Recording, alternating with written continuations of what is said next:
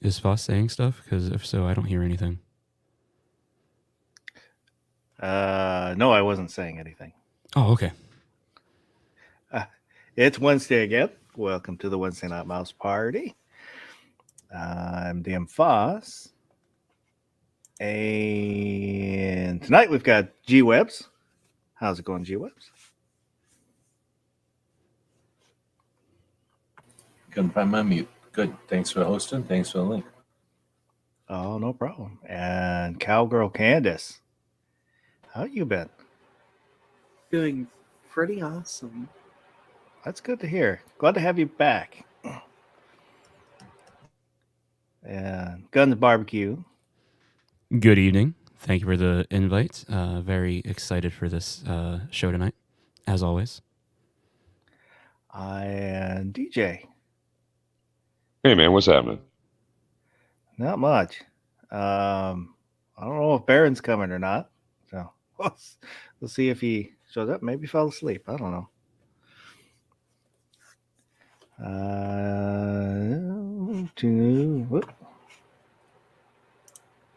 Let me get the banner going. There we go. So at the bottom of the screen, there's a banner with an email address on tacticalfoss@gmail.com and a link. And either of those are two ways you can send in suggestions, comments, or pictures within reason. And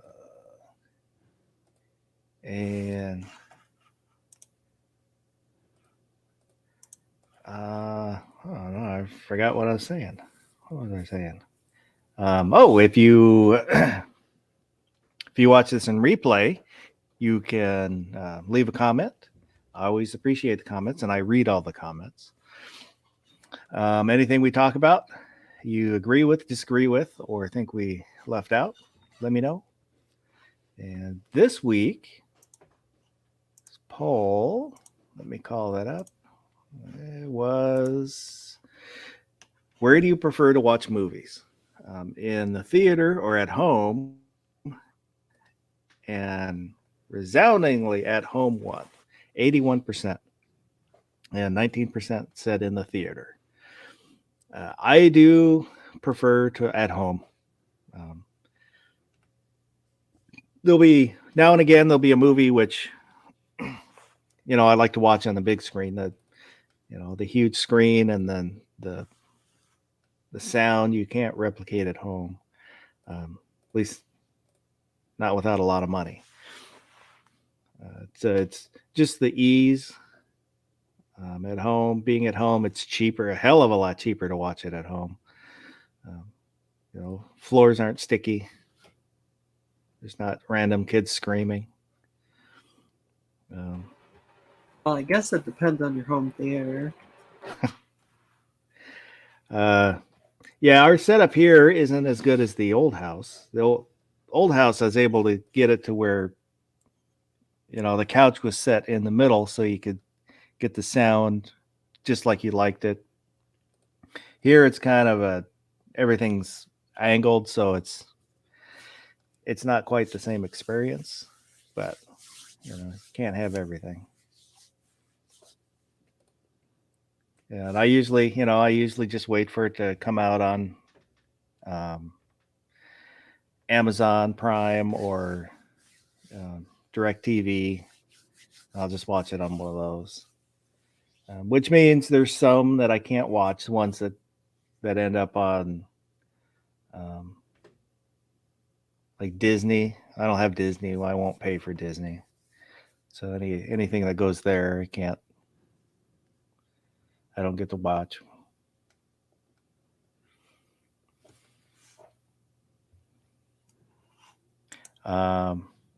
G23 was asking if you like watching at home, why is your channel logo on the movie theater and Baron on home? That's on the thumbnail for this chat. I don't, it's just, it's the way I put them. No particular reason. Gizzard Gary saying at home, you can pause the movie and poop.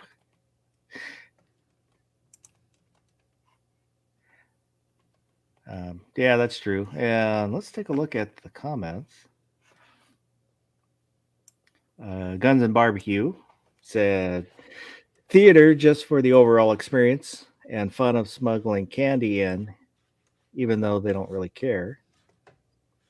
A bearded guy said depends on the movie and the budget.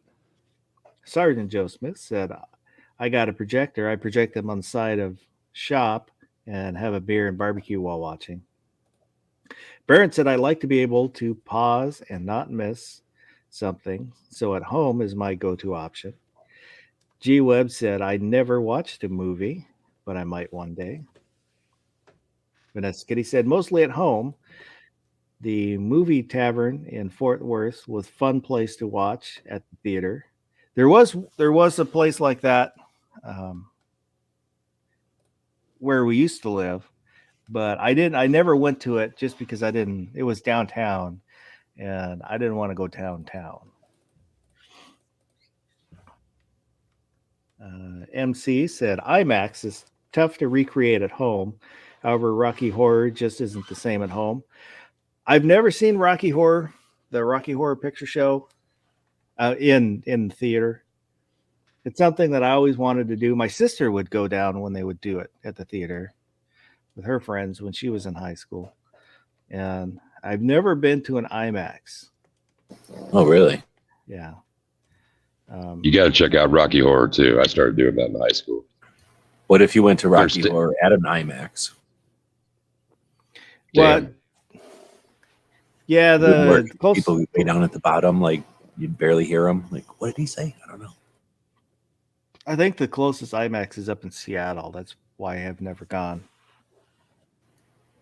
Elon is Yeah. going to make it where all the satellites turn into a giant thing, so we'll just all be able to look up and watch a movie at the same time. Nice. And Gunmetal Guy USA said last time I went to the movie theater, I had to hear a baby crying. My aisle had a smell that has no description, and a headache from flashing screen of 100 cell phones. In other words, no thank you. That'll happen if I go to the theater, partly because I go early. So you get more kids. Yeah. Well, no, you go during school hours and you get less kids. You might get babies, but you'll get less little kids. Yeah, it's. If you go like during the week on school hours, because the only time I'll go to a movie is if it's like a giant space movie where I want to see a giant for some reason, like the special effects are going to be awesome. Yeah. Like maybe dinosaurs or something. I mean, I wouldn't watch a dinosaur, but I could see watching a dinosaur movie giant. But like a rom-com, what the point? There's no point in watching that. But but I'm saying I'll go matinee, I guess, during a school day, so that there's rarely any kids there unless they're playing hooky or something. So, and often the theater had like 8 people in it. But the last time I went, I'll agree with whatever that last comment was. I remember the last 2 things that I went to a movie theater. There was somebody on a phone the whole time, and they didn't want to disturb the person they were with, so they disturbed everybody else who's sitting to the right of them. Like the person was sitting to the left of them, so they would look at their phone sideways, sort of, so that everybody over here could see their phone. And it's like, hey, dingus, like you're literally giving us all this like distraction over here because you're trying to make it nice for your idiot friend who doesn't want you to be using the phone in the first place. But and then somebody behind me was eating something out of tinfoil, like lasagna or something out of tinfoil.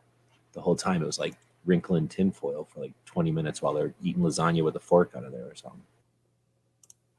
Yeah, that's pretty much the only time that I go to the theater is, well, like the last time was for the last Star Wars movie, which sucked. The last 3 sucked, but just because it's something it's made that, for the theater. Right? Yeah. But other than that, IMAX is where it's like your peripherals, right? I haven't been to one since Yeah. I was a little kid, but I mean, I remember it being like 8 stories tall or something. Like you got, it was not, you didn't go front or back. You went lower or higher in the stadium seats or whatever. And then it was like, you'd look straight ahead, but if you were like in a balloon or something flying around in the movie, you felt like you were in the balloon because your peripherals saw stuff. Like you didn't have to move your head left or right because your entire vision was filled with this stuff. So I can't imagine seeing like Star Wars or something. It actually might be hard because you'd want to look around to see the all the different spaceships Yeah. flying around, or whatever. Yeah. Other than that, I would, when my son was younger, then, I'd take him to see whatever kids movie he wanted to see. Which what was the last one? So I know we saw Frozen because I tried to sleep through it because I hated it, but I couldn't sleep through it. And Because the story was too riveting and you were too caught up by the whole plot. yeah, just whatever the first song was, it's like I don't want to be awake right now. And I don't know if that was the last one, or if there might have been one after that, but it would have been around the same time. I don't recall. But one's when he was younger, and then like the Star Wars ones. That's my wife and my son. My wife, I have to be careful. She does not like any talking during the movie. And I will talk during the movie. So we went through quite a few years where she would not watch a movie with me because of it. Either, I'm making fun of, and I'll rip on movies that I love. I'll tear them apart, every flaw it has, but I still enjoy the movie. It's just something Well, you're talking like while it's happening, like you Yeah. talk during the movie. yeah. Quietly, kind of whispering to each other. And then sometimes it would be, I would tell her what's going to happen. Just because I can see what's going to happen. Because, that there's only so many plots that people can think of, and they're just used over and over, just sometimes in different ways. So, Yeah, there's like 7 plots or whatever. yeah. And that would make her mad when I would do it. She would really get mad when I did that with her books, and she'd read them.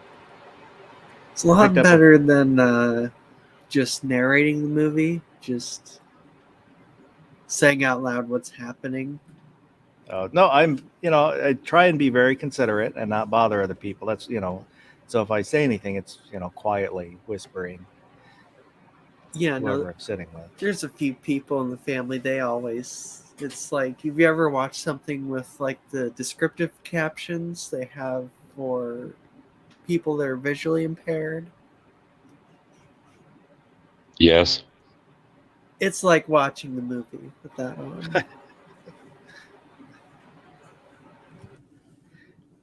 Yeah, there's been a couple times where I took my son. There was a mentally handicapped kid in the theater, and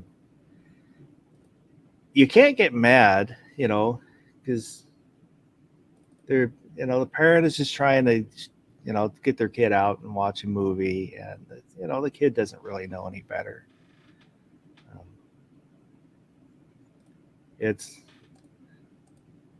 kind of frustrating sometimes, but I try and be understanding that it's not the kid's fault. Yeah, I can tune that out 1,000%.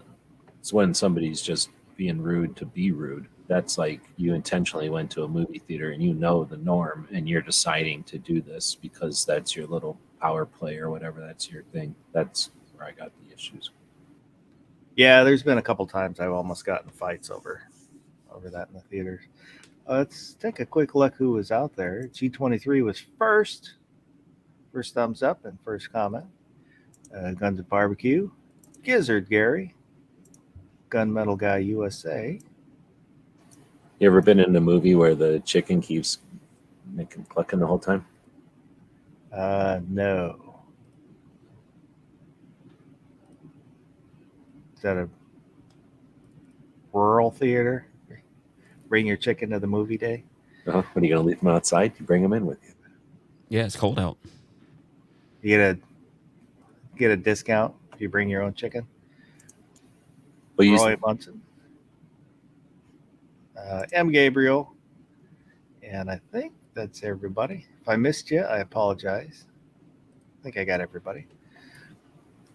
so I haven't been to a IMAX. I don't think we got them up in Phoenix either, if they even have them anymore. I think there's one in Phoenix though. But I can't even imagine a movie. Like I say, I don't even know if watching a Star Wars or something would be all that good in one of those because it'd be too big maybe. But what about the ones where you're in a fancy chair and you get fed and all that? I still haven't been to one of those yet. That might be different if you can. I don't know. I don't know how those even are. If they're all in a big room and you're all looking the same way, or is it like being in a bar and there's just a big movie happening on one wall? It could be really distracting, but you're kind of in for that when you go. If you're Like when somebody have else is getting the waiter or whatever, the waitress, like that kind of thing is distracting, or just having a bunch of other people in the room talking to each other. Well, if you're used to a lifetime of people munching popcorn, maybe, and like Foss's, the hushed aside to somebody, that's one thing. But beer bottles and, let's see, people eating. I mean, it's a different kind of gig. Because it's And like there's being in a more restaurant motion. or a dinner theater, right? Mhm. Like there's a lot more going on. Yeah, that's why I was wondering, like, because you pay real money for it too. It's not like $6. It's like you're paying $26 or something, right? So Yeah, it's that's as why- much as a regular theater, plus the food and drink is exorbitant on top of that. It's a real niche thing if anybody really keeps doing it. I don't know that it's gonna like be around all that much longer. None of the ones, there were like 3 here, and now it's down to 1, and I don't know how they made it through Coco. Oh, really? I mean, I should probably go try one before they're gone. Then it's like a drive-in. They're not going to last forever. Well, I mean, I don't have my finger on the pulse of the industry, but at least in this area, we went from, Metro 1 million, we went from 3 down to 1, and I don't think that they have full schedules. So I just don't know. And Yeah, like that was. Oh, sorry. Go ahead, Barbie. I was going to say drive-ins. I'm kind of curious. Are those still making a comeback? Last I knew, because of COVID, drive-ins were making a comeback because social distancing, all that, and people couldn't go to like live music events and things. So artists were still doing concerts and they were hosting them live at drive-ins. That'd be cool. I don't know why they didn't do that a long time ago. That'd actually be really freaking cool.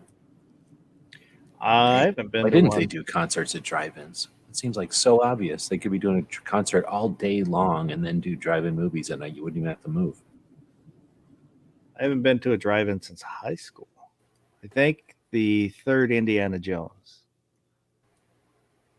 Dang, that seems like such a great idea. I can't imagine if they would have done that, drive-ins would still be a thing. There's still one out.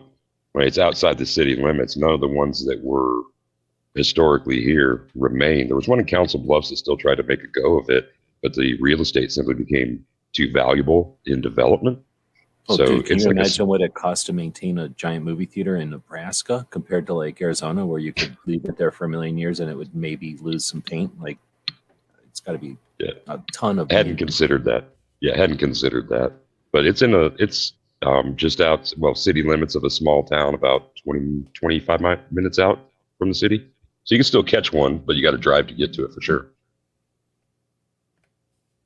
Yeah, the car that was a couple rows in front of us, one of the people in the cars, they seemed to have trouble keeping their cigarette light lit because they kept seeing their lighter flash on and off through the whole movie. They were probably reading something like they printed out the IMDb. They were using the lighter to read it. A lot of times they'll Bible hunch over verses to read as they're lighting.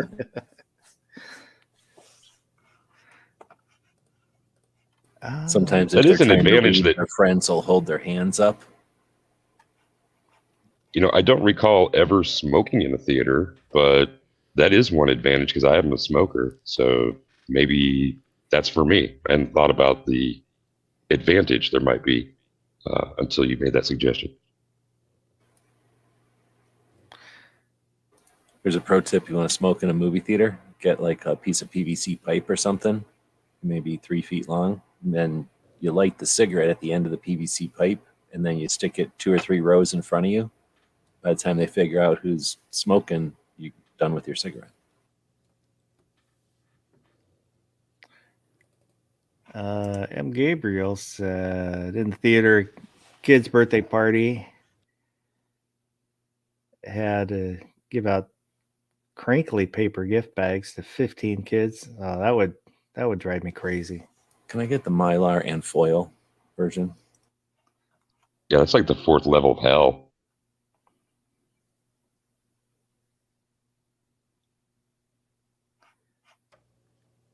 Gunmetal Guy USA said used to be prime time to go was Wednesday a.m.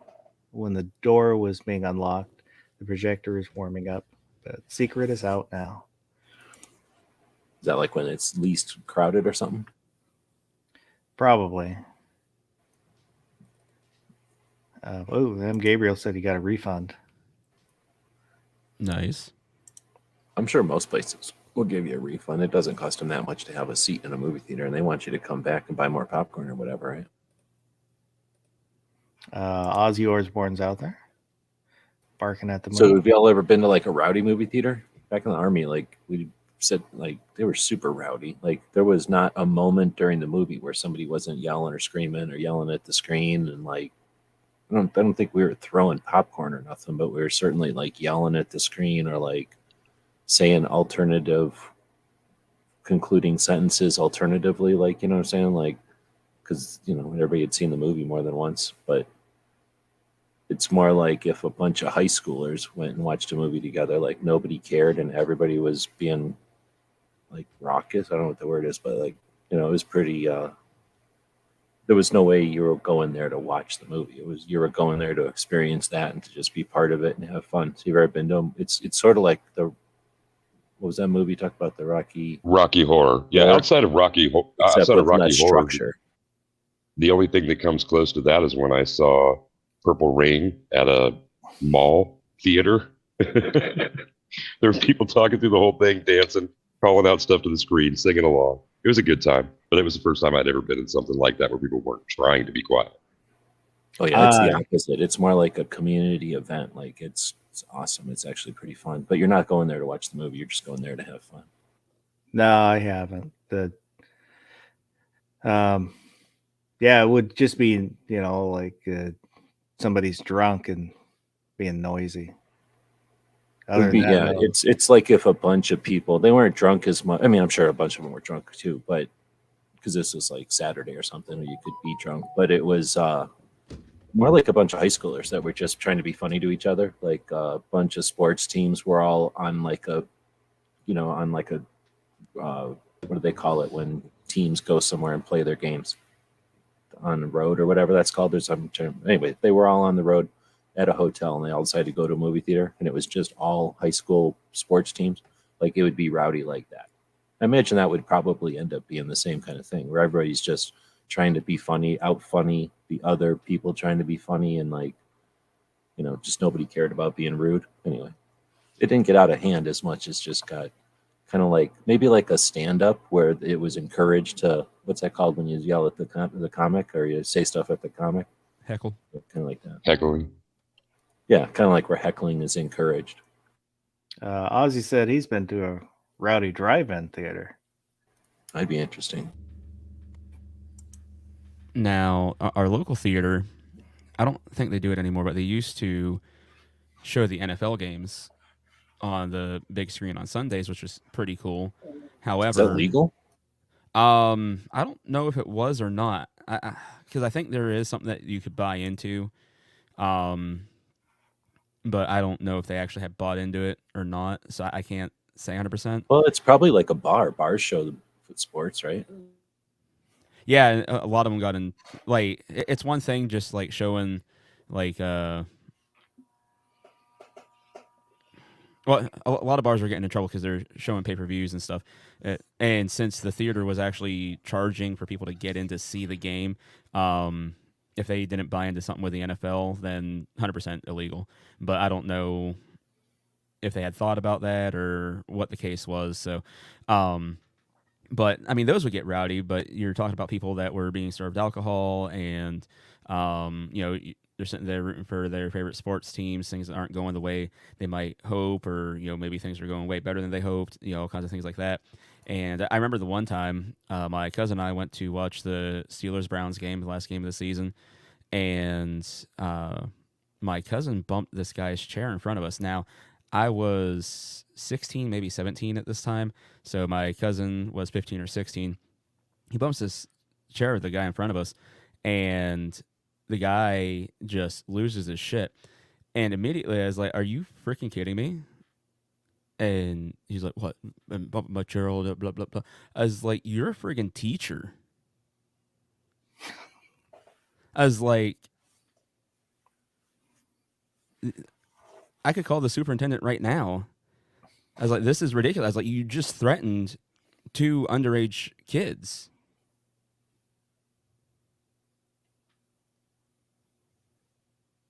Did you know him?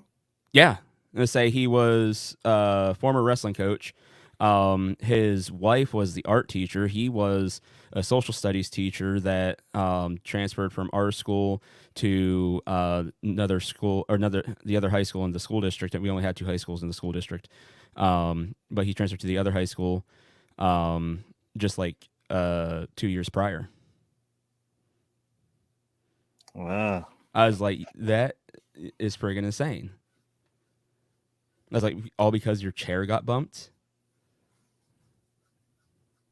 I was just And like, his team was losing. I don't even know if that was the case or not, but I was just like, what I really think it was one, he was well built in shape, so he automatically just I think has this complex like, oh, people are just gonna back down, and then you mix some alcohol into it, things like that, and like I said, I don't think that typical theater etiquette would apply in this situation because it's a sporting event in all practical purposes here. So I was just like, that was ridiculous.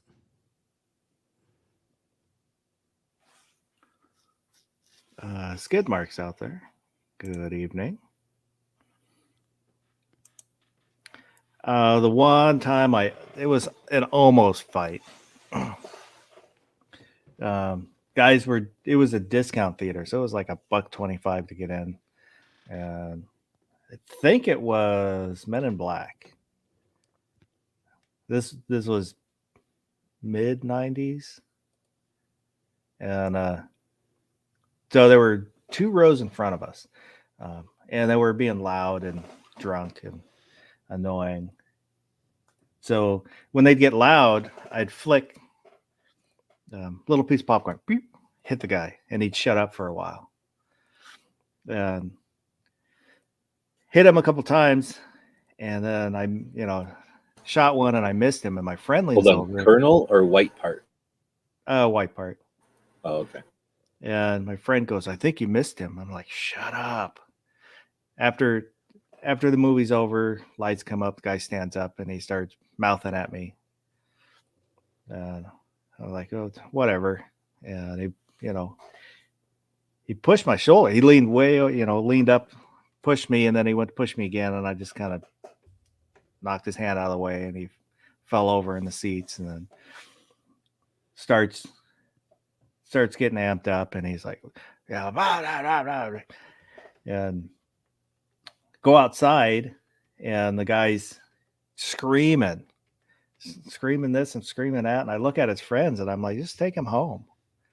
And they're like, "Well, that's not right. You throwing popcorn." It's like, just take him home. And they drug him off, and he's the farther away he got, the louder he got, and he's screaming about this and that. Oh, which it's like a block from the police station too, which was really stupid to start a fight right there. But I don't know. Turned out to be nothing, but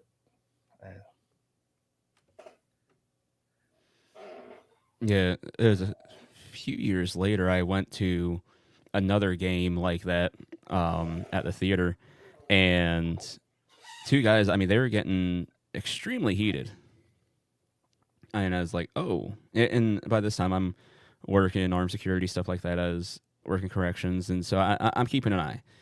And finally, workers for the theater come in, and I'm still observing, and all they are doing is escalating the situation. I'm like, this is no bueno. So finally, I went, interjected myself as like, you and you. I told the employee, or one of the employees, and the one guy, come this way. And the guy just kind of looked. I was like, let's go. And the employee, I was like, shut up, let's go. And, so I get one removed. I was like, take him to the friggin' lobby, because the other one was still being extremely agitated. And that one was with the person who was actually not de-escalating at all. Like the other one was at least neutral, but they were dealing with one person, and I was like, we'll get them removed and deal with this. And so I get focused back on the employee who is actually escalating and further antagonizing this whole situation. And the gentleman that was appeared to me to be the aggressor in the situation, and finally get their attention. Come on, let's cool down. I get the employee to just shut up for a second, talk the guy down a little bit. It's like, dude, they're gonna call the cops. Let's just walk outside. Talk it out. I'm sure the manager's gonna come out. If you're lucky, they'll let you back in. Who knows? But there ain't no sense in going to jail over a friggin' argument at a movie theater. So end up, getting out and all that. And I talked to the manager after, and I was like, hey, this is what I do. If you guys are going to be serving alcohol and doing these things, perhaps maybe you should just consider having some sort of security. Even if it's just on Sundays when you are broadcasting the games. I was like, but if you're mixing sports and alcohol, you might want to have some security of some sort, as like, because your one employee, I mean, they weren't defusing, but they weren't escalating. As like, your other one was about to get throat punched. They were doing a terrible job. They were just making things worse. I'm surprised they didn't have a bouncer on. Like they definitely should have. That's kind of ridiculous. Here at movie theaters, cops, like off duty. But like I haven't been in or near a movie theater that didn't have somebody in uniform in a couple of years. The only ones you don't see that around here. The theater in Tacoma was only certain movies, like God, what was it? Edward James Olmos. He was a Mexican gang. God, what the hell was that movie called? Stand and Deliver? No. No. He was a gang member in the movie. Machete? Machete. No. This would have been Edward James Olmos. 80, Not. Yeah. in the 80s. Wow. Is he in Colors? No, was it Blood In, Blood Out? Well, I don't think it was that one. But there was somebody was shot at a theater somewhere during that. So then there was security. And then some of the other gang movies, they had security. They had cops. Was that in response to a national incident or a local Yeah. one, the first example? Yeah, it was a national one. Okay. I'm just looking up what the hell was that movie. Well, and when you think about it, it's probably a good idea. I mean, maybe not that they need to be off-duty officers, maybe just regular security folk. But when you think about, God, I'm trying not to be old when I say this, but like the behavior of kids kind of thing. I mean, we didn't make a lot of noise in a theater because some adult might say something and we'd shut the hell up, or we got to be teenagers and we might, I don't know, I just about said sass, so I will. But it was the kind of thing where you at least shut up. Or if you were a teenager, eventually someone would get an usher if you're being really foolish. But the way that people respond or don't respond to noise or disruptions in a movie theater, especially like these days, it's wise to have someone else take care of it altogether. Like too much engagement. Yeah. American Me. It was the movie. Okay, gotcha. But someone besides moviegoers to diffuse disagreements or altercations, that's probably a smart idea. Well, yeah, I mean, it was, high school kids essentially. Mhm. I mean, if they weren't high school kids, they were, freshmen in college age. I mean, very young. Oh, the football fight, the one you were talking about. Yeah, yeah, Yeah, yeah. okay, yeah, I get you. Mhm. Chris from the 740s out there, staying up late. Goddamn bacon and Woods. Good evening, fellas.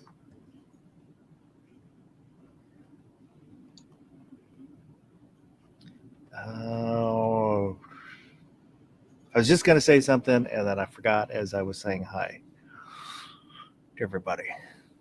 Gunmetal Guy USA said the last movie I paid a ticket officially was Vin Diesel's Triple X. I've never seen that one. And Ozzy You've said never seen Triple X? Nope. Have you seen Fast and the Furious? Nope. Oh man, They didn't interest me, so I didn't watch them. Ozzy said I spent most of the 90s working Saturday nights as a bouncer at a nightclub. I did that for just a real short period. Did not enjoy it, so I did not continue. Partly it was a second job, so it was tough to do the two jobs. we're talking That's- jobs and movie theaters. The place that pays me to go eat at Five Guys once in a while, actually all the time now. They also do a deal. They don't have it in Tucson, so I can't do it. But they have a deal where you can, if you go to a movie theater, you know how there's signage from the movie, like for the movie. There's somebody that gets paid to do that, and you can be that person. They pay you to go to the movie theater, either verify that the signage is correct, or actually replace the signage. There's also a gig where you stand there with a clicker. It says you go out, you go in there, you're official, you talk to the manager and you say, I'm here from such and such. And then you stand there next to the ticket guy and you just go, you count the people that go into the movie theater to sort of verify the number of people that are going to the movies that they care about. It won't be like every movie in the theater, but it'll be like the movies that they pay you to do. So if you want to be paid to do stuff like that, look into it. It's a thing. They really pay you. That's like one time I donated blood, and if you donated blood on this event, they were giving away 2 free movie passes. Like, sweet. So I had a date lined up, and I was like, cool, we'll go to the movies. And on the movie passes, it says nothing about any restrictions. So we were, I don't even remember what the movie was, but it was a new release. They're like, oh, you can't use that on a new release. I'm like, why not?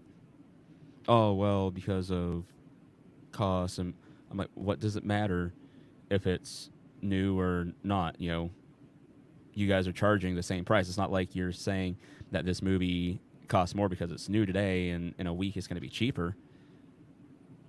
It's new.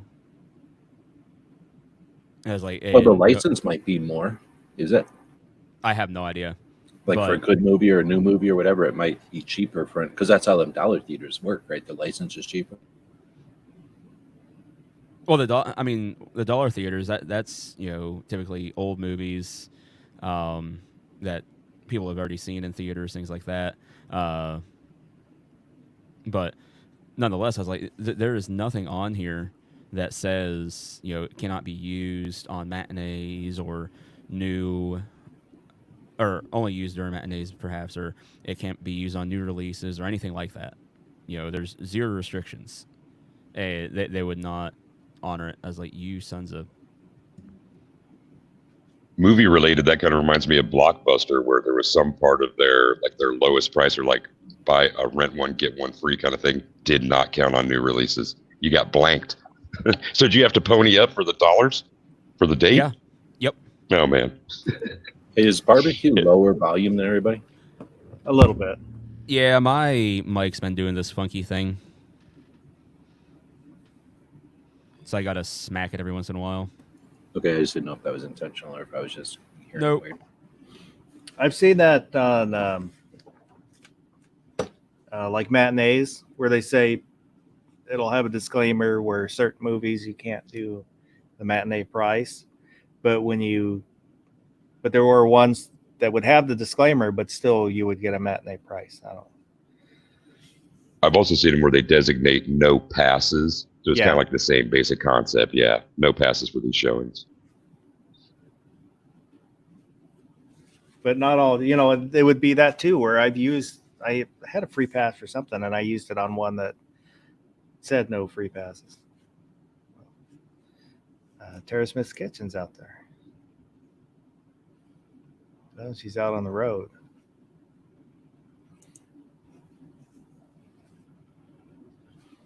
Oh, not having Baron here kind of sucks because the whole topic was because of him. Dang and you, I- Baron. It's one of the things that when we disagree about movies. You mean where to go see them, or in general? In general, like the Ghost in the Shell, the live action Ghost in the Shell, I detest that movie with a passion. You. And he likes it. And I don't know if anybody else has seen the live action Speed Racer. Yeah, Yep. I really like it though. I hated it. I can understand why, but I really, really dig it. But I could get why you hate it. The 'Cause Ghost it's in the not Shell Speed Racer. movie, he described it to me as a good movie, but a poor adaptation. On the Ghost in the Shell, Yes. it was an I don't even want to say it was an okay movie, but that's the biggest problem I have with it is the adaptation, is they ruin the story. Oh yeah, I remember being a lot younger. The adaptations usually are pretty terrible. Yeah, and with anime movies, they do not make good live action movies. There's just stuff that happens that I cannot think of a live action anime movie. That there's I'll say that was good. Like Wicked City, which probably nobody else knows, was an anime, and both of them are Japanese. It's weird, which makes it kind of funky, weird, cool. And the Space Battleship Yamato, that one was a little tougher, which probably nobody else knows that one either, because it is really popular in Japan, so there's been a bunch of different versions over the years.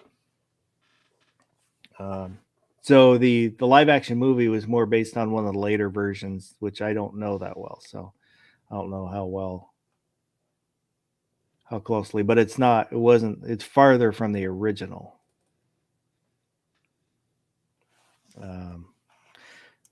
Wood said cartoons animation should never be live action. John C. Mo EDC's out there. I don't know if I liked Roger Rabbit. I did not like Roger Rabbit all that much, but is it like Pikachu is pretty decent, and there's another one that's like that's new. But I thought they did okay. Have you seen Pikachu, the new one? No, Or I guess haven't. there's only one. It's I can see why people wouldn't like it, but at the same time, it's way less lame than I thought it was going to be. Goddamn Bacons. So you're saying you didn't enjoy the cinematic masterpiece, Avatar: The Last Airbender? Asking for a friend. I can't do it. That travesty of a movie. I didn't watch it. I didn't watch any of the Avatar Last Airbender. So I wasn't familiar with it. Or the Dragon Ball Z. I saw just like a clip of the live action, and I didn't. That was enough for me. I didn't want to watch any more of it. Oh yeah, I was a kid when that came out. I was excited to see it, and it was like, this isn't even a good movie, let alone adaptation. And I'm not saying that every movie has to be a cinematic masterpiece for me to enjoy it. There's plenty of bad movies which I enjoy. Schlocky movies that are badly written, they're goofy, but they're like with Ghost in the Shell, the source material I really enjoyed. So if they had called it something else, I wouldn't have had I probably wouldn't have said it was a good movie, but I would not have the problem I have that I do. Woods says the original Hobbit is way better than the Jackson versions. Yeah. Yeah.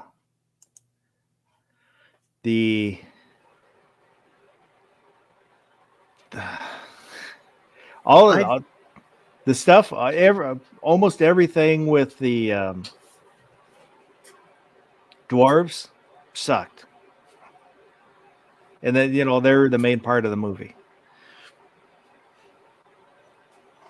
All I remember really about the Jackson movies was the technical specs of it. It was available in twice the usual frame rate of a movie, so it looked interesting. Yeah, they weren't great. And then like the Battle of the Five Armies, the army of humans was the people from the fishing village. So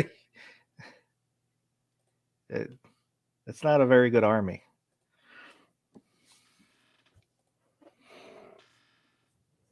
Wood says, I'm good if they know it's campy. See the Evil Dead movies. I did really enjoy. I liked the first one and Army of Darkness.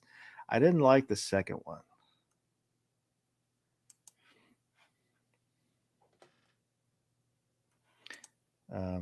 Really, anything Bruce Campbell.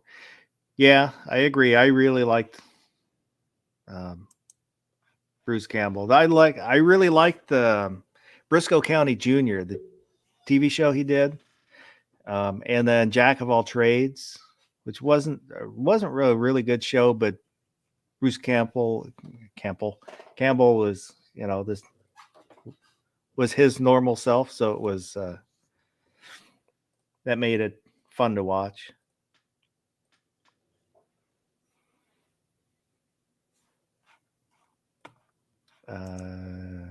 Gunmetal Guy USA said, nostalgia is a hell of a drug. I'm not ashamed to admit. I suffer from it myself. It's hard to have someone alter memories just a little. Yes, I know, and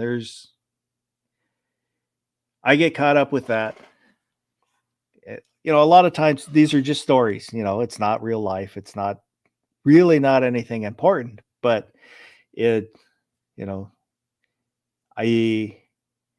especially if it's a good story, and then they alter it, make a bad story, and then slap whatever name on it. That angers me. Tara Smith said, I watched Care Bears in the theater in like 82. It was a school field trip. Other than that, I saw Ghostbusters, Rambo 3, Batman. Didn't step in a theater again until 2004.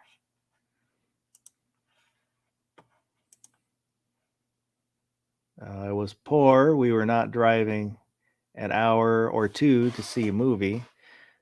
When Rabbit Ears got Sunday Matinee, John Wayne, Clint Eastwood, etc. I believe there was a campaign to get rid of pay TV that we heard about earlier in the show.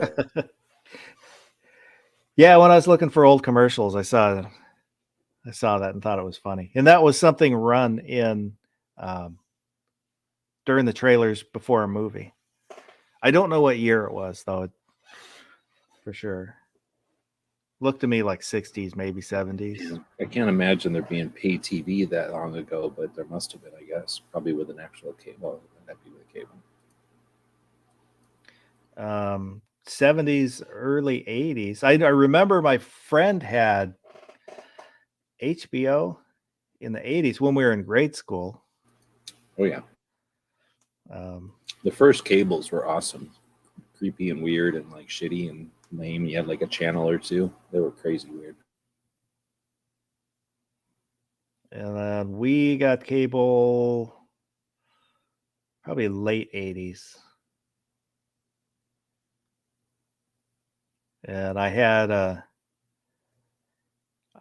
old TV I got from one of the teachers. I helped him clean up his storage room. So he gave me an old black and white TV that had the tuner knob, and I was able to kind of tune in some of the naughty channels off the cable. They would just be on UHF in the half channels. Yeah.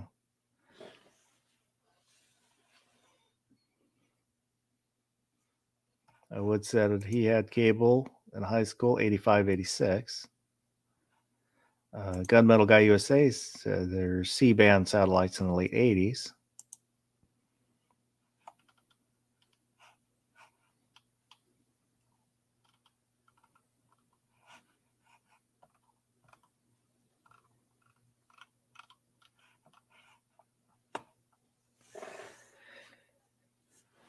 Oh, I probably the older I get, the worse it gets. Where if it's not like I remember, then I don't want to see it. Which, it's ultimately it. Like I said, these are all just made up stories. Who cares? Doesn't matter. But Well, there's the aspect of like Seven Samurai or yeah, the what's the other one? Whatever Good, Bad, and the Ugly is. Anyway, those samurai stories that have been told. I don't know, some of them 6 times in different versions.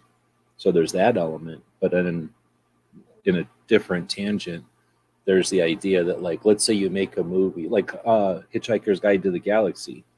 It was first made as a British radio thing, and then it was made as a British like Doctor Who looking TV show, and then it was made as that horrible movie. And if it was just the radio show from Europe, nobody would ever listen to it because it's horrible. Well, it's just goofy and like Monty Python, so it's kind of it will never reach anything.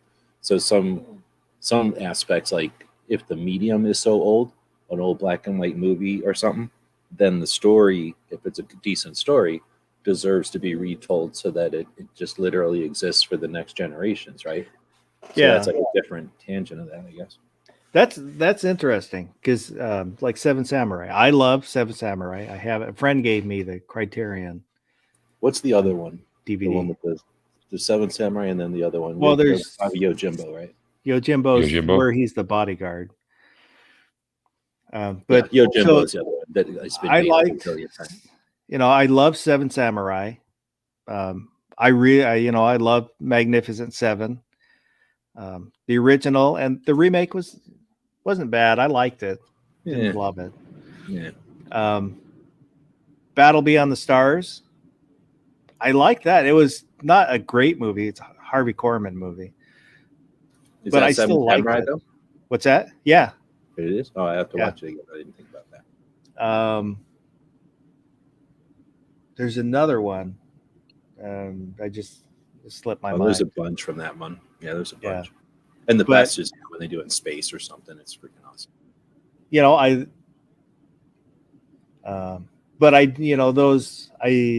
The remakes that I've seen, the different adaptations, I like them, and I don't have a problem with them being slightly different. I don't know if it's because they were done well Whoa. enough.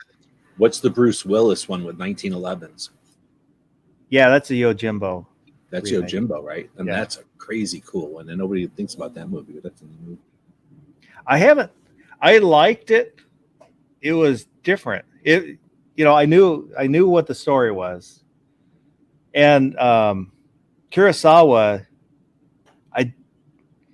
I can't remember if he did some of the writing for the script or if he just advised for that movie. So he was involved a little bit. Oh, with that. really?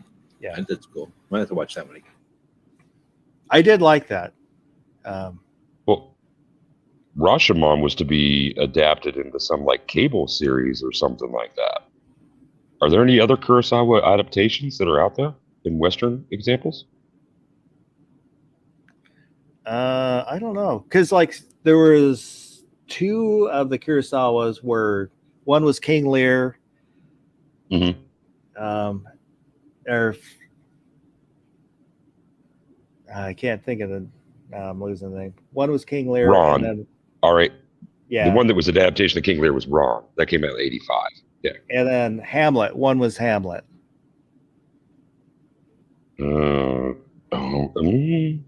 Ron came to me right away.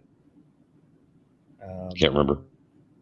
Yeah, I don't remember. I have it. I have it somewhere. I went back and watched his old ones, which was interesting to see how raw he was. His movies are. They're not, the editing isn't great.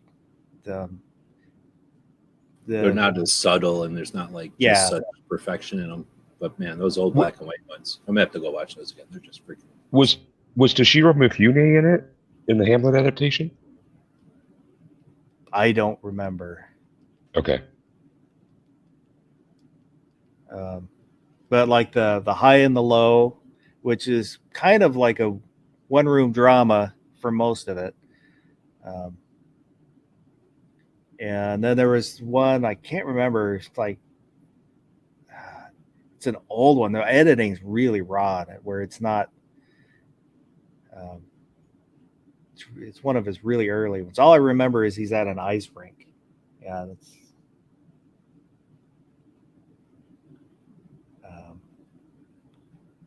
Yeah. Oh, stuff that probably nobody else is seeing. Tara Smith is asking, anyone remember renting a VCR to watch movies? Damn, those things were expensive. Definitely. There was an era there when VCRs were around and the stores were popping up, but not everybody owned them. So you'd go and rent one. I don't know if we ever rented a VCR. I know that we rented video game systems. So we had an Atari, but we didn't have anything else. Yeah, kids would rent those for like a birthday party or like a Yeah. sleepover or something. Everybody would chip in, and yeah. Chris said, talking to Tara, my mom almost killed my dad when she found out what he paid for our first VCR.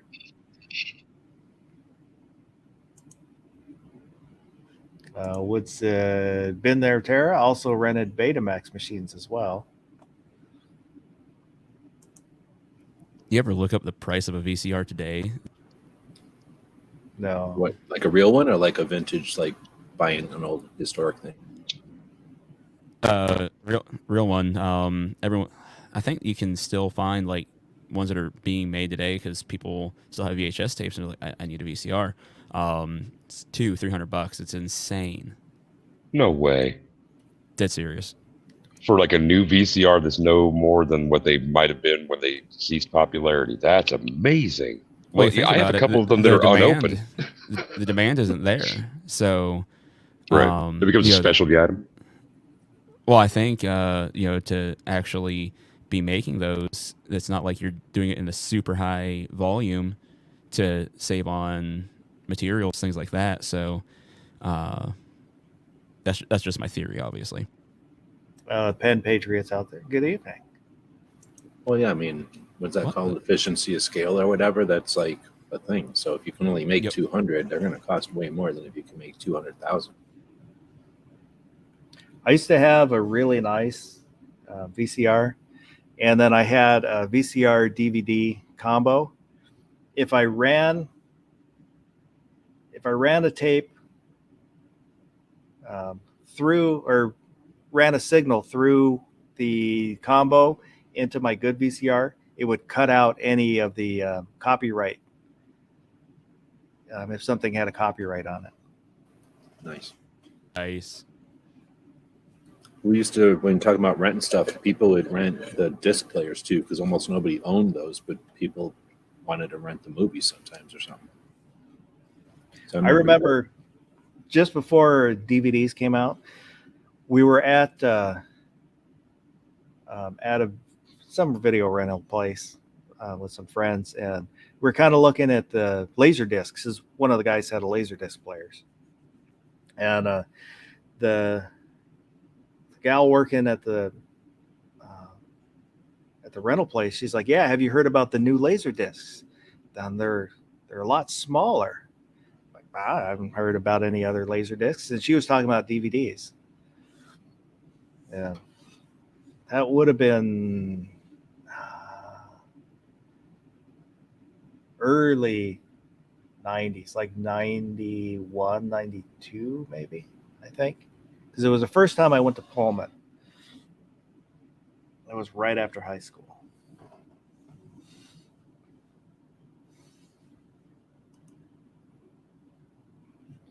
What said you should make a VCR turntable combo for hipsters? Throw in a couple 9mm. I might be able to look into that. put a little thing, like a little hook or a horn hanging off of it, so that you got a place to put your hair ties. Definitely have a desk pop button.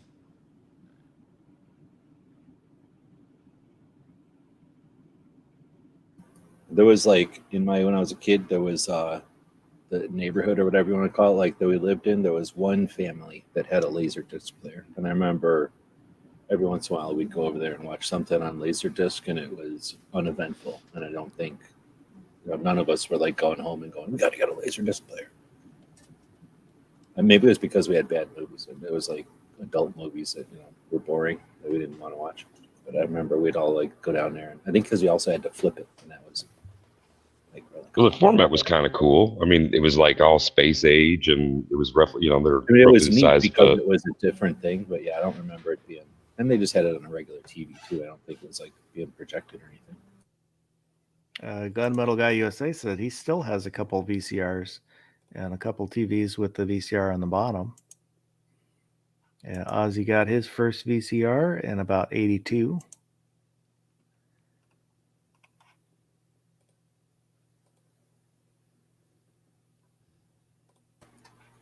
I think first thing I had as far as a movie on VHS that I could watch over and over was Terminator. I watched the shit. I literally watched the shit out of it. I watched the magnetism off of Terminator.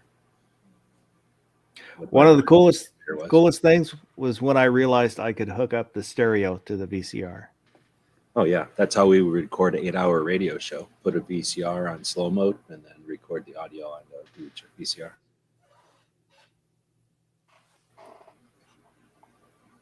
And I got my Terminator off of HBO, so I just hit record on a blank tape, record Terminator, and then watched it until it wasn't even magnet anymore.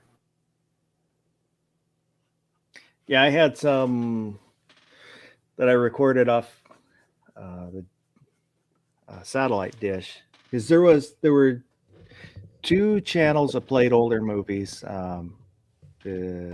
One of them had commercials and then one didn't. So I would record movies off the one that didn't have commercials.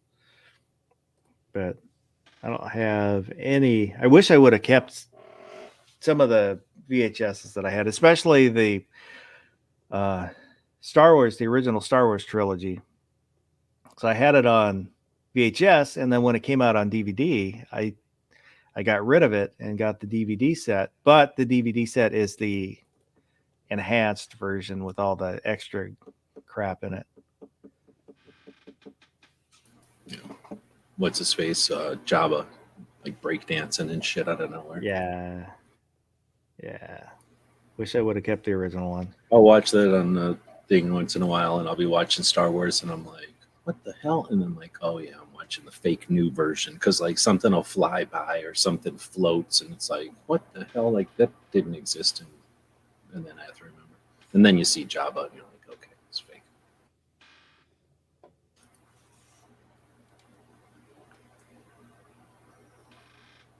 Oh, we're just talking about getting free VCR tapes. Yeah, we'd do all kinds of stuff to get free VCR tapes too. Stuff from school or whatever.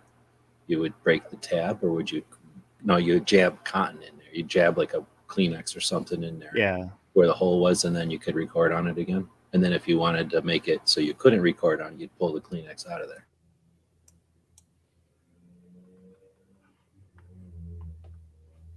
Gunmetal guy used to say said it. I had a few VHS with some squiggly line questionable material on it. Not going to say where it came from, but it started with C and ended with Max.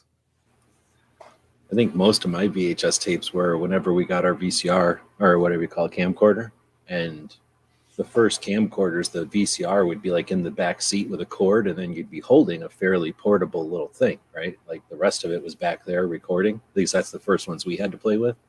So, you know, we could jam that thing. We would drive around. So most of ours, we would effectively play tag with our cars. So we'd drive around with the camera being it, I guess, and then everybody else would be contained within like this highway, that road, that river, and that highway or something, right? And then we'd tear around in the middle of the night chasing after each other and trying to play tag in cars. So we'd have, you know, video of that, and then I guess go home and watch it, I guess. So I probably have a couple of VHS tapes with that on it. We had first camera. It wasn't VHS, one of the VHS ones. It was later. Would use the smaller cassettes. VHS-C and then something else, 8mm. No, it was later than that. But it was kind of at that point where phones video was getting more convenient and easier. Don't think. Oh, there's 8mm was pretty awesome. That was smaller than a cassette tape. It was almost like the mini cassette tapes, but it was still video. Those were pretty handy. And then the whole camcorder was like, you know, like a small football. Well, this was probably 2005, I think. Oh, okay. And I used it when my wife was pregnant. Took some video there and then never used it again because it was easier just to use your phone to take videos of stuff. I have one using 3-inch discs. Yeah, I think I gave that camera to my sister.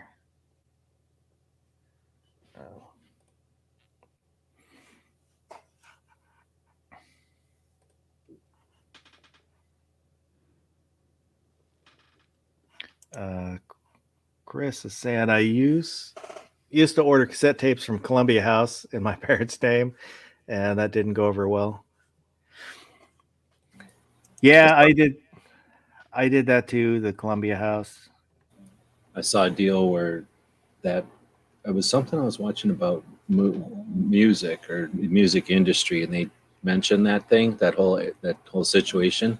And if like a normal place was going to sell a record from, you know, name them like Van Halen or something, they'd have to buy a license from either Van Halen or like the Van Halen, whoever owned the rights to Van Halen. That Columbia House place was just like, well, we're just going to do it. And they just did it with all kinds of stuff so fast and so many that nobody bothered to shut them down because it would have taken too much effort, I guess. And they kind of talked about in the show like that, you know, it was a weird phenomenon where they never licensed any of those albums at all. They just did it, and everyone just kind of let them do it. And they eventually got put out of business because everybody did like what you're saying. Got, what was it, 16 for a penny or whatever dumb thing? Yeah. And then no one ever paid for it. So they didn't care because it was unobtainable. Anyway, that guy, I think it was like some kid in college, and he just did it out of his dorm room, and then it turned into like 16 people eventually. But it was just this like phenomenon for a while, and it was just sort of like a rogue thing. But like we all know about it, and they spent all their money that they made on advertising to get more people in, and it's just weird. I don't know. It'd be cool to see a documentary on it or something. Yeah, I did it a few times where signed up and then canceled and then sign up and cancel. And then one of them I signed up and forgot to cancel. I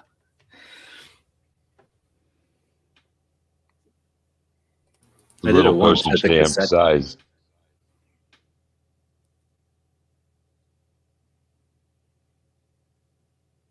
What about postage stamps? The postage stamp sized album covers on like the little returns that Yeah, would oh, come yeah. in. Oh yeah, Yeah. the stamps. I forgot about that. Those were actually pretty cool. You could stick them on stuff. That's what it did.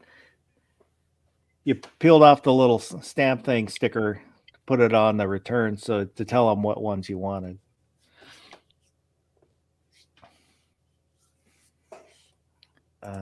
Tara Smith is asking, remember tape reels with the cassette audio you had to match up in school to watch something like Mickey Mouse Club? Yeah, the little film Shit. strip thing. There was the kind that went beep, and then Yeah. you'd have to be the person, like the teacher's pet would be the person who flipped the thing. And then there was the goofy big cassette player things, and then there was eventually VCRs. Nowadays, kids probably just, I don't know what the hell they do nowadays. Have the stuff on their iTunes or on their iPad or something. Gunmetal Guy said, you'll appreciate this. Before satellite, we had antenna, and after school, someone inside yelling. Someone turned the antenna until the Generation 1 Transformer cartoon came on. We never had a antenna. You know, we had the rabbit ears on the TV, but we never had an antenna on the roof.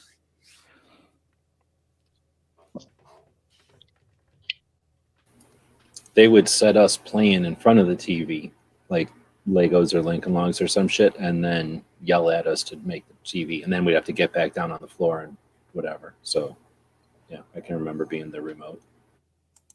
They would just yell at you, put on channel 4, and then I can remember being so little to just have to not, flip the knobs. I didn't know what the numbers were. Stop. Okay, now go back and play again. Friend in high school had an old TV that it used a high frequency in the remote sound. So he had a bag of change, and if you rattled the bag of change, it would randomly change the channels. Nice.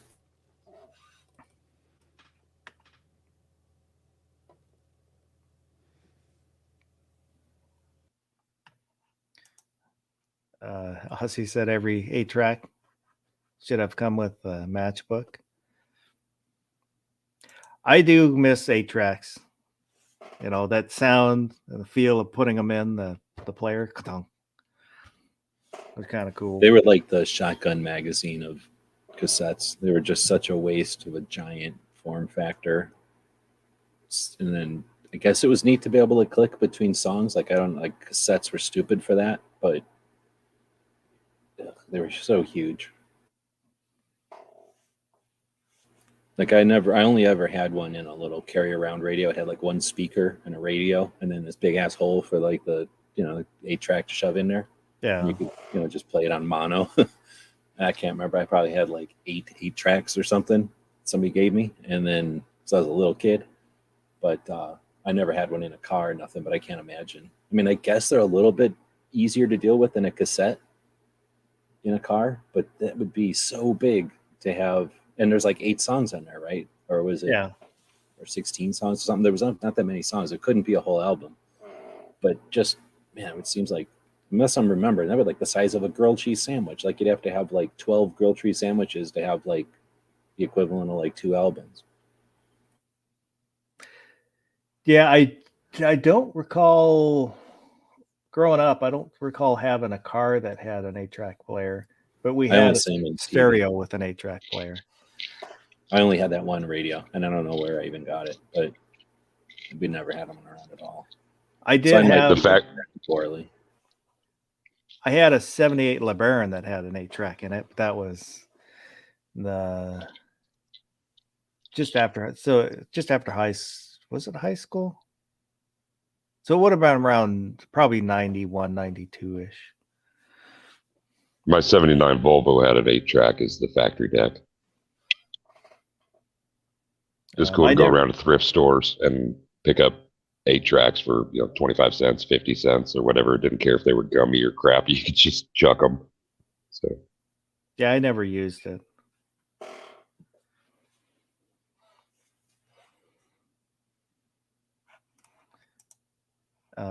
Tara said, remember the channel coming in perfect until you took your hand off it. My brother stretched, put his hand on the ceiling, and the channel came in perfect.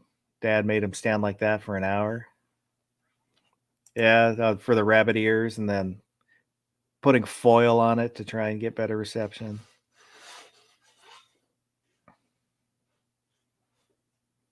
And it would be the kind of thing like at some time of day it would be like this, or if they're cloudy, then you'd want to move it a little bit. It was weird. Like the radio waves would literally like bounce around in the atmosphere. Yeah. So sometimes they'd be better over here, and like sometimes 6 feet better over there. Better 6 feet over there. Yeah, I had for TV, I've tried a couple different antennas to catch the digital signals, and it's just there's too many mountains around here, so that there's not a lot of range. I would get PBS, two of the PBS stations, and I tried. I bought a couple, and they didn't really work. And I made a couple, and it works slightly better where I got like a Fox, I think. And then when we moved here, nothing. You get the one PBS station, and then I realized that if I took just a small piece of wire, put it in the jack, worked just as well as the antenna that I had made, the fancy antenna I made.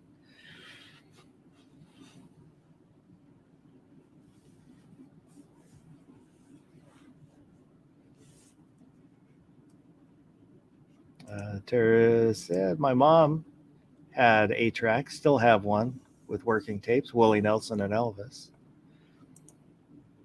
Yeah, we had Elvis and Donnie Osmond. Can't remember if it was Osmond, Donnie and Marie, or just Donnie. I know at least Donnie was on it. And I think Eagles. It had Eagles. I don't remember what a it Neil was. Diamond or something like that. And the rest were like really old people music. What said my first car had 8-track, and the only 8-track I had was Nazareth, Hair of the Dog. Now You're Messing with the Son of a Bitch was my tune. that's a good one to have. That's the only one you have. I had like Jeff Beck, Blow by Blow, a couple of Foreigner albums. God, what else? I don't even Because think I that like stuff go through them. Say again? I was just saying, I didn't even realize that kind of stuff was on 8-track. That seems so new compared to old stuff I had on 8-track. Like Elvis seems more like it, and I guess I could think of like, what is the other one? Waylon Jennings. Or Well, it was still a viable format up to the touch of 1980 or so. I mean, well, that's late 70s, right? So all Yeah, those albums I've got would fit in. Bat I've Out got of Hell on 8-track. Bat Out of Hell. Yeah, me too. Barbecue. Go ahead. Is that Meatloaf? Yeah. Gunmetal Guys. PBS is like Old Faithful Geyser. Over the air channels, Doctor Who, a weekly thing, no exception. Yeah, that's, that was the nice thing. If you couldn't get anything, you could get PBS.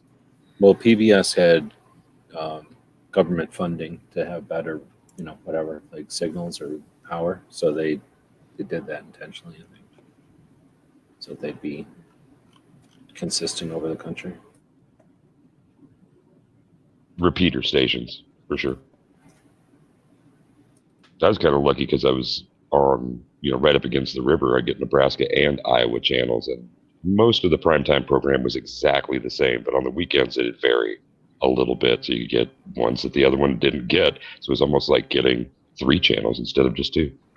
Well, and I don't know if they do this anymore. Back in the day, they would turn the AM channels all shut off, and then the big AM channels would turn on power, and then you'd have 2 AM channels across the whole country because you could, and they would, the little ones all would shut up and 10 o'clock or something go to bed, and then the big channel would shut up, would just come on. Wood said found Red Dwarf on PBS. I really liked Red Dwarf. First couple seasons were the best, and then as they got money, kind of there's lots of shows that seem to happen to, where when they don't have money, so they have to rely on story.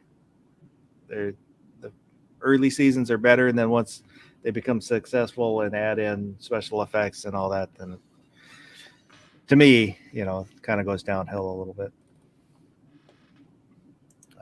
Tara said everyone had that friend who was good at recording, and sometimes the DJs were cool. Sometimes they tend to talk too much. No offense, DJ. Yeah, front announcing and back announcing has always been something that I really didn't like. And it wasn't just when I was trying to catch on a cassette, on a boom box, something that wasn't done that way. Only at stations where I was required to do front announce and back announce did I ever stomp over a song. I always thought it was just like kind of disrespectful.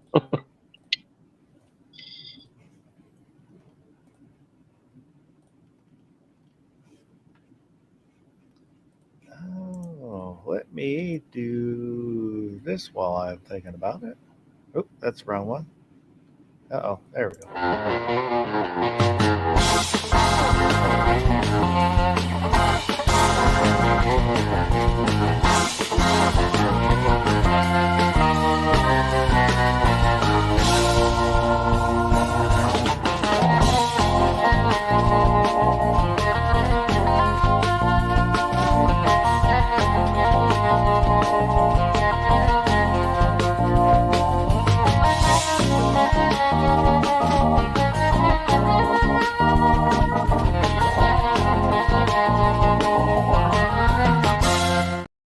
I need to remake that now that Bacon Bits is here. Could add a squeak to it. So, gearwebsites.com for your 2A related t-shirts, patches, stickers, 3D printing, web consulting, you name it, he can probably do it. Gearwebsites.com. Oh, Candace. Are you still there? Yeah, I'm still here. Just haven't been. We're just talking about crap you don't care about. Talking about stuff that was phased out before I was even born. Old people stuff. When I was younger, I had like one tape. It was Ninja Turtles. Had 2 episodes on it. I watched that same tape like probably a couple thousand times. You wore it out? Heard that.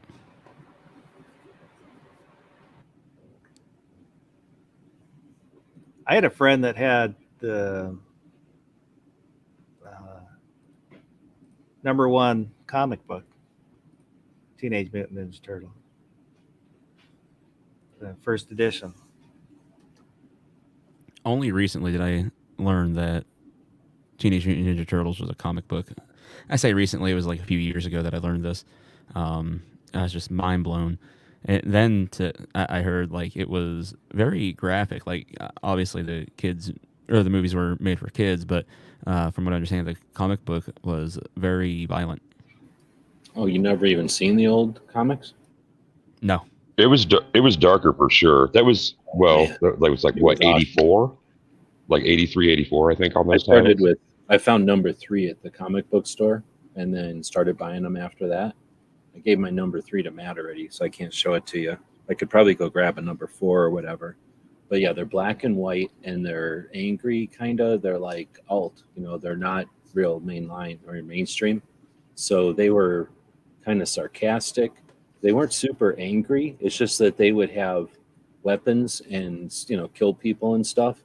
And the stories weren't great. It was mostly the art. It was mostly just interesting drawing of the 4, the whatever, the deal, the turtles being like whatever. But they were mostly just for the drawing, and the stories weren't all that good. But then, they were violent. So they were a lot like those samurai things. They probably, I've seen enough interviews and stuff. I don't remember if they probably have mentioned it, but they kind of were like a samurai comic. So when they went whatever mainstream for the kids, I dropped it completely. I was like, oh man, this is worse than selling out. This is taking something good and ruining it. So I just left it. So yeah, that's interesting. And they probably didn't touch it at all. I can't remember the details. They probably weren't going to touch the old black and white stuff for reasons, but I don't know. If you're interested, I'll show you what the comics look like. They went for vigilantes, basically, that were badass, that were throwing people off roofs and slicing and dicing, into cartoon characters that were heroes on a half shell.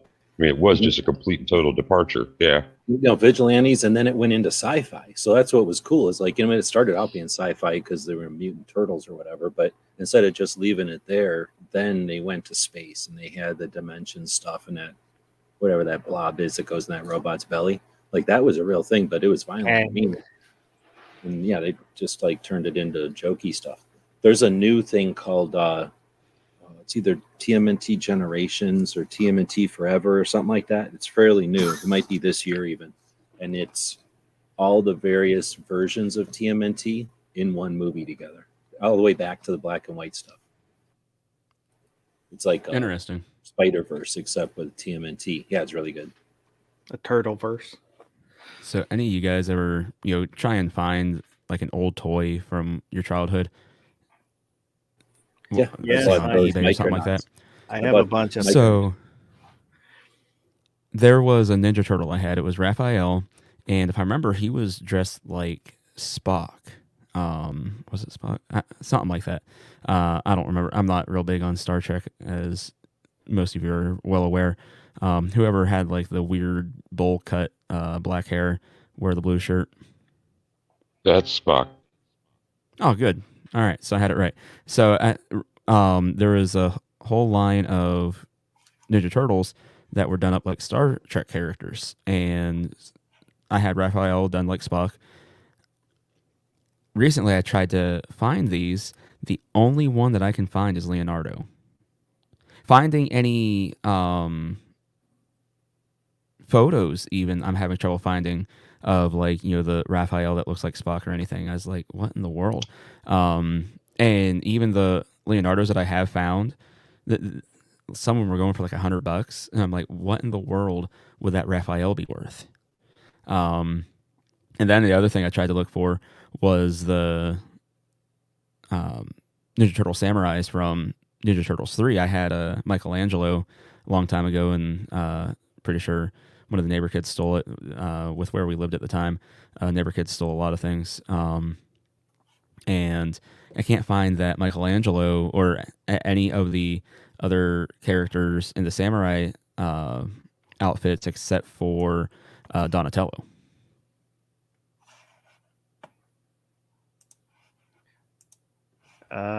This is the one that the Shogun Warriors from mid 70s, 75, 76.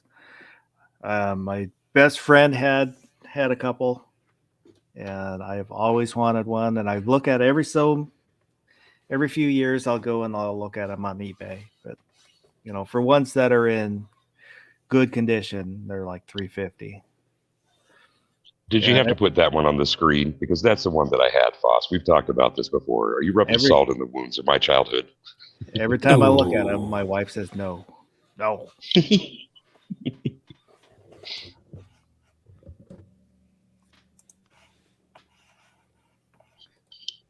But yeah, I've got stuff like that, and I know they're basically just placeholders for memories.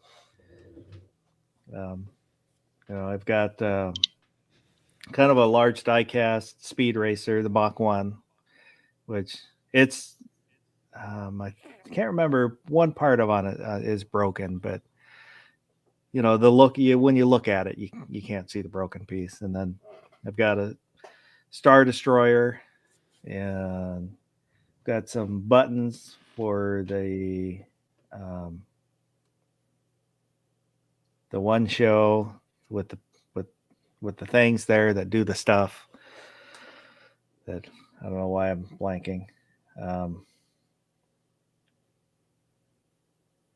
Banana splits. I've got the bobblehead for the other show with the guy that does the stuff.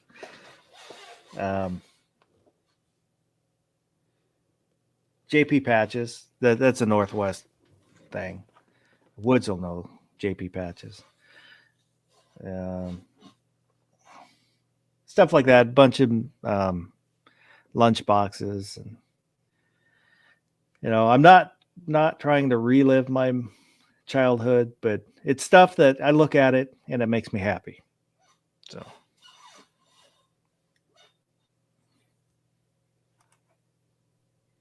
Not that long ago, I got a Star Wars lunchbox just because I didn't have one when I was a kid. So sometimes it's not just reproducing what you did have, but it's getting the things that you didn't. Yeah, that was a little bit of it. We weren't Yankee Marshall dirt floor poor growing up, but we're poor. So there's a lot of stuff that I didn't get, but I realized in grade school probably that we were poor. So I, like for Christmas, I would not ask for toys. Rarely would I ask for toys. I would ask for jeans or, shirts or whatever clothing I needed. That way my mom could get me clothing that I needed and then not spend it on something that I knew I would probably just play with for a little while. And then, if I only play with it and then for a little while and then it gets abandoned, it's just a waste.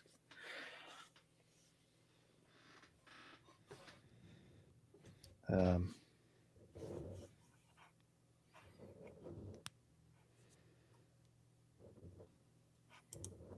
still talking about buying toys from child. Yeah, sure. We can talk about whatever. Well, I was just because I walked away when your barbecue was asking that, and I was just going to say I don't really go around doing that too much. I did buy, for whatever reason, something must have got me to buy one of those Micronauts. So before there was Star Wars figures, I think it was before. I'm pretty sure it was before Star Wars figures. There was Micronauts.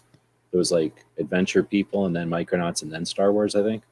So Micronauts were these they were the size of Star Wars figures, but they were robots, and they were way more detailed. They had wrists and hands and elbows, way more articulature than Star Wars figures. I don't know if anybody knows about them. But anyway, there was those, and I went on eBay and bought a couple, and I think I paid $7 for like a pile of them, and I ended up a couple years later, not wanting them anymore, putting them back on eBay, and I sold them for like $30 each. Wow. Yeah. So toys are crazy, and now I know to look for those. So if I see them at a thrift store or whatever, I'm definitely buying them. Yeah, I had showed a Shogun Warrior off eBay. Oh yeah, snap! I had a friend that had like 3 of them. He's the guy that had a Godzilla. You're talking like the big Shoguns that are bigger than this dog. Yeah. I went and tried to find my TMNT comics, but I just found this other pile of comics that isn't. Anybody ever heard of the Elvis Mandible? No. This one's pretty good. It's actually one of my favorite ones. Anybody ever heard of Reed Fleming? No. These are awesome. He's the world's toughest milkman, so he goes around getting drunk and getting in fights all the time. He's all obnoxious. Yeah, mine are all upstairs, so I can't show my comics. Then this one, Eben the Raven. It's another black and white kind of violent. What are you doing? Kind of a violent TMNT-like. In fact, it's a lot like TMNT. I don't know, for a while there, it was cool to make a mutated critter. I think this was a ripoff. It's sort of like the radioactive hamsters, radioactive black belt hamsters.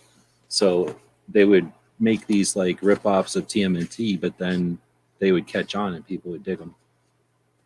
And then the Post Brothers, definitely one of the more violent ones. These guys could time shift, and was it time shift? They could phase shift in and out of different realities and dimensions and stuff, and they were just super violent, getting in wars all the time. I think it was 3 or 4 brothers. I think this one's out of Washington State. I guess I had a bunch of those. And then this one's crazy. Bob's Comics. Anybody seen these before? I think these you No. can call them like skateboard or punk comics.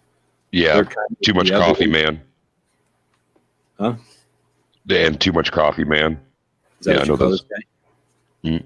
They're kind of like the evolution of Zap or something, except in like the 80s. So these were kind of crazy. And then I got the redos of Zap when they did these all over again, which are 60s alt comics. And then the Freak Brothers, you heard of them? The fabulous furry freak brothers. Hell yeah. And Frat Freddy's Cat, whole comic. Yep. I should send that one to the Gizzard. And then I did find CMNT made a role-playing game. So this is the TMNT role-playing game. And you could play TMNT just like Dungeons and Dragons.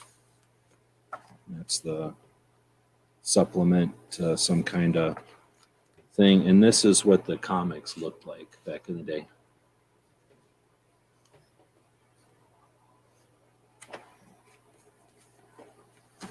And then these are, I think I might have sent all my stuff to Matt, but this is, what do they call those? Like a graphic novel. Graphic novel. Yeah.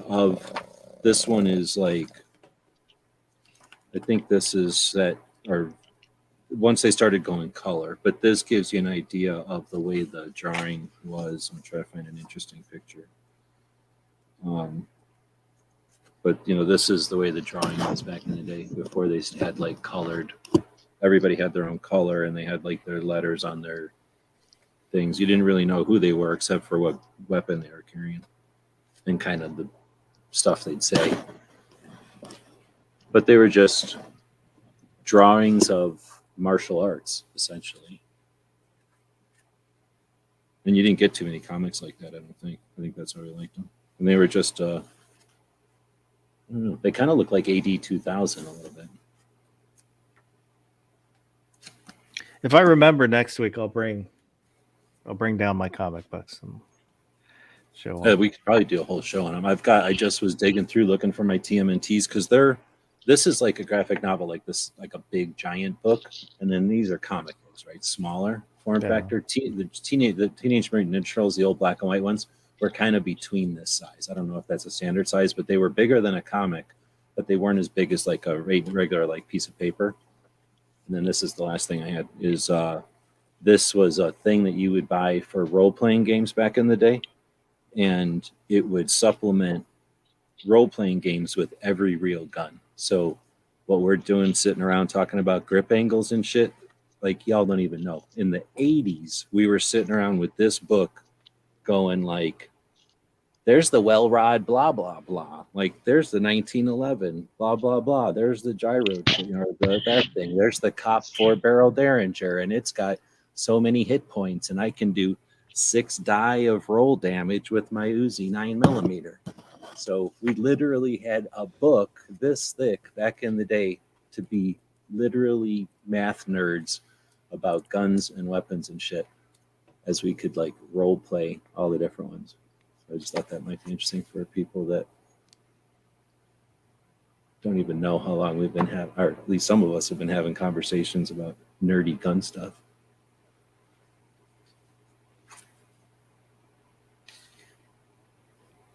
$1983. I probably didn't buy it in 83 though. I probably bought it in like 87 or something.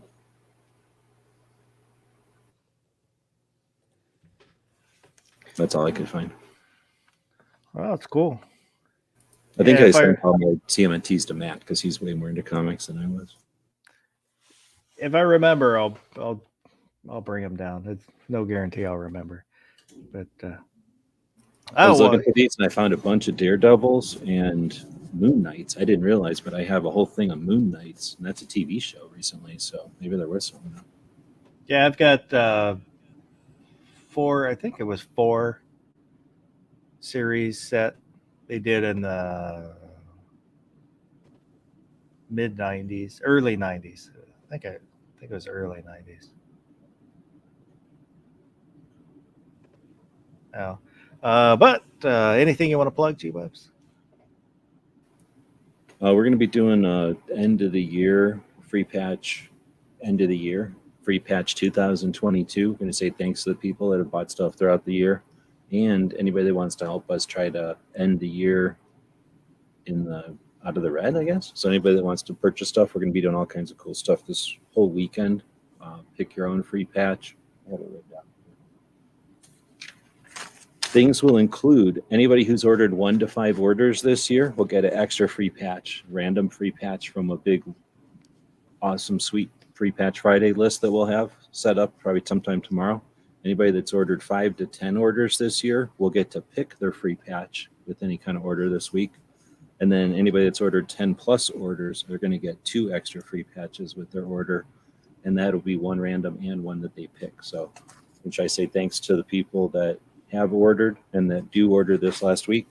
In addition, anybody that can post a video or a picture of some of our loot, like one of the print on demand things, like a hat or a shirt or something like that, that often gets overlooked with the free patch Friday stuff.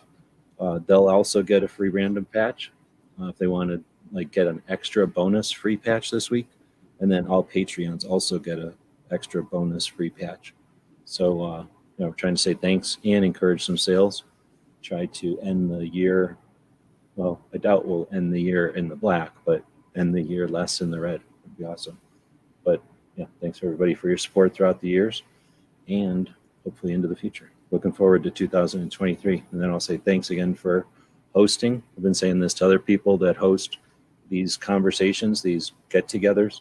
It's often underappreciated or taken for granted when you host these things because you're not making a bunch of money and you're just doing something a lot of people take for granted. But when we need people or when we need each other, you're creating the communities, like you're creating the structure. You, Barbecue, Gizzard, G23, others, Chris, right, are out there creating the places where we know we can gather when it's necessary. So much appreciated. Thanks again for doing that for an entire year, twice a week. Doesn't get said enough, but thanks again for hosting. Well, thanks for joining in. Candace, anything you want to plug?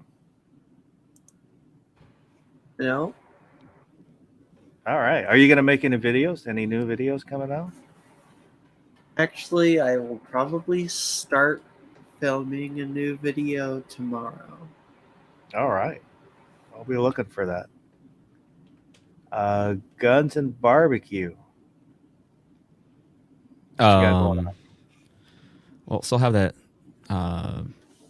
giveaway thing going on to help out Echo's Reloading Chamber. So have that happening. We will be live tomorrow with the Almost Nightly Firearms Expo at 11 p.m. Eastern Time. Probably going to do like a recap episode, just talking about the previous year, any highlights or lowlights from the shows, and just reminisce. Maybe talk about some current events that are happening. So yeah, that's about it. I should probably get a video out there, but we all know how I am with that. So eventually I'll get around to it. But with that, I was hoping to hit the 1,500 subscriber mark by the new year. Looks like I'm going to fall a little bit short of that. So not too shabby. Only like 35 subs short, so not going to complain too much. Oh, and Show your boobs. I should. if Baron is usually the one that's kind enough to drop links for me, but since he's not here, if you guys want to drop your links or whatever out there for whatever, go ahead. DJ, Yeah, on Saturdays, including the one upcoming. Stop by the A Great Start Shooting School channel for a discussion about suicide and mental health awareness. Also, I recommend checking out the Costly Conversations podcast channel. Until I see y'all again, be safe, have fun, carry your guns, and rock. I appreciate everybody that was out there in the live chat talking. Makes it a lot more fun with the interactions with everybody. And those who are watching but maybe didn't say anything, I appreciate you too, hanging out with us. And if you watch this in replay, leave a comment. Whatever we talked about, let me know. Let me hear. Let me know you were there. Appreciate you guys. So this Sunday, we'll be doing a New Year's Eve, doing some giveaways, and hanging out, hopefully having some fun. So if you're not doing other stuff, come hang out with us at 11 p.m. Pacific and whatever else, wherever else. And there we go. So other than that, I hope everybody has a good rest of the night.